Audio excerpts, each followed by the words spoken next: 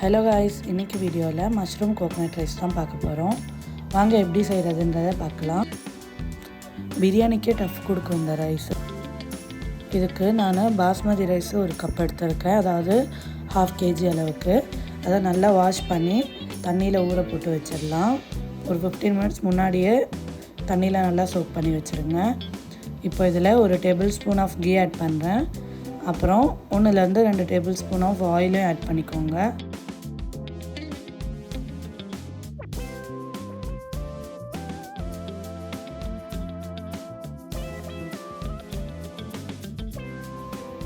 தென் இதில் இப்போ நம்ம பிரியாணிக்கு போட போகிற ஸ்பைசஸ் எல்லாத்தையும் ஆட் பண்ணுறோம். 2 துண்டு பட்டை, 4 ஏலக்காய், ஒரு அன்னாச்சி, ஒரு பெரிய ஏலக்காய், 4 சின்ன ஏலக்காய், இது எல்லாத்தையும் ஆட் பண்ணி நல்லா மிக்ஸ் பண்ணிக்கோங்க. கூடவே 2 பட்டை இலையை ஆட் பண்ணிக்கோங்க. இப்போ இதில் 1/2 டீஸ்பூன் ஜீரகம், 1/2 டீஸ்பூன் பெருஞ்சீரகம் ஆட் பண்ணி எல்லாம் நல்லா பொரிஞ்சு வந்ததுக்கப்புறம் கட் பண்ணி வச்சுருக்க ஒரு 3-4 வெங்காயத்தை ஆட் பண்ணிக்கோங்க. இது கூடவே ஒரு கைப்பிடி அளவுக்கு புதினா இலையும் ஆட் பண்ணி எல்லாத்தையும் ஒன்றும் படுற மாதிரி நல்லா மிக்ஸ் பண்ணிக்கோங்க. க்ரீன் சில்லி இதுதான் இந்த ரெசிபிக்கே காரத்தை கொடுக்கும். ஸோ உங்கள் காரத்துக்கு ஏற்ற மாதிரி இதை ஆட் பண்ணிக்கோங்க. பெரிய க்ரீன் சில்லியாக இருக்கனால 2 ஆட் பண்ணியிருக்கேன். சின்னதாக இருந்தால் 3 இல்லை 4 கூட ஆட் பண்ணிக்கலாம். இப்போ இதை நல்லா வதக்கி விட்டுக்கோங்க. ஆனியன் இந்த மாதிரி கோல்டன் ப்ரௌன் ஆகிற வரை நல்லா ஃப்ரை பண்ணிக்கோங்க. இப்போ இதில் இஞ்சி பூண்டு பேஸ்ட் ஆட் பண்ணிக்கலாம். 3-4 டீஸ்பூன் அளவுக்கு இஞ்சி பூண்டு பேஸ்ட்டு நான் இதில் ஆட் பண்ணிக்கிறேன்.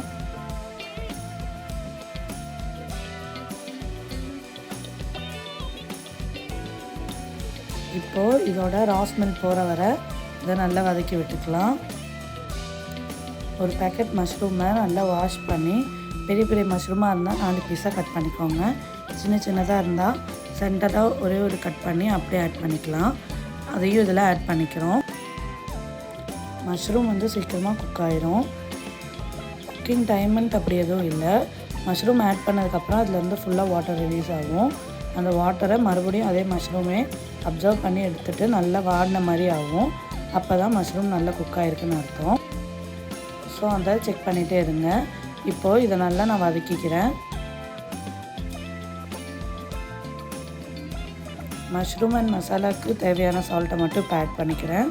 வாட்டர் ஆட் பண்ணதுக்கப்புறம் எவ்வளோ தேவைப்படுதுன்னு பார்த்து நம்ம ஆட் பண்ணிக்கலாம். நல்லா கலந்து விட்டுக்கோங்க.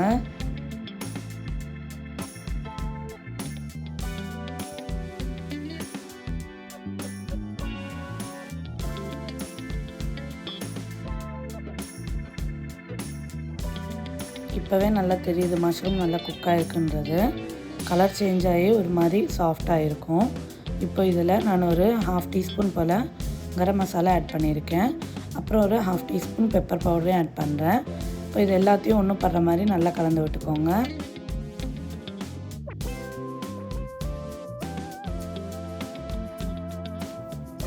சாஃப்ட்னஸ்க்காக ஒரு கப்பு தயிரை இதில் ஆட் பண்ணுறேன். இதுவும் நல்லா வதங்கி வரட்டும்.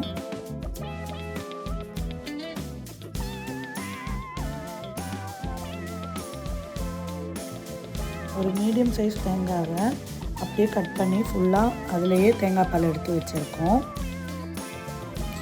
எனக்கு தேங்காய் பால் வாட்டர் ஆட் பண்ணுறது பதில் ஃபுல்லாக வந்துருச்சு. ஸோ அதனால் நான் தனியாக எதுவும் வாட்டர் ஆட் பண்ணல. ஒரு கப்பு ரைஸுக்கு 2 கப்பு வாட்டர் ஆட் பண்ணோம். ஸோ 2 கப்பு தேங்காய் பால் என்கிட்ட இருந்தது, அதே நான் ஆட் பண்ணிட்டேன். அஜினமோட்டோ யூஸ் பண்ணுறவங்களா இருந்தால் யூஸ் பண்ணிக்கோங்க. நான் இங்கே யூஸ் பண்ணதுனால ஒரு பாதி தக்காளியை கட் பண்ணி இந்த டைமில் ஆட் பண்ணுறேன். ஸோ நம்மளுக்கு தேங்காய் பால் சாதம் கலர் மாறாமல் அப்படியே வரும். இதில் ஒரு 1/2 லெமனையும் பிழிஞ்சு ஊற்றிக்கோங்க புளிப்பு டேஸ்ட்டுக்காக. இப்போது நல்லா தேங்காய் பால் கொதி விட்டு வரட்டும். அந்த டைமில் நம்ம வாஷ் பண்ணி வச்சுருந்த பாஸ்மதி ரைஸை இதில் ஆட் பண்ணிக்கலாம்.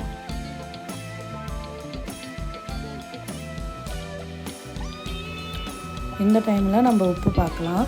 உப்பு கரெக்டாக இருந்தால் ஓகே தான். கம்மியாக இருந்துச்சுன்னா கொஞ்சம் அதிகமாக ஆட் பண்ணிக்கோங்க. இது அப்படியே இருக்கட்டும். அரிசியும் தேங்காய் பாலும் ஒரே அளவு வர நல்லா கிளறி விட்டுட்டே இருங்க, அடி பிடிக்காமல். இந்த லெவல் வந்ததுக்கப்புறம் இது மேலே கொஞ்சமாக மறுபடியும் நெய் ஊற்றிட்டு தம் போட்டுடலாம்.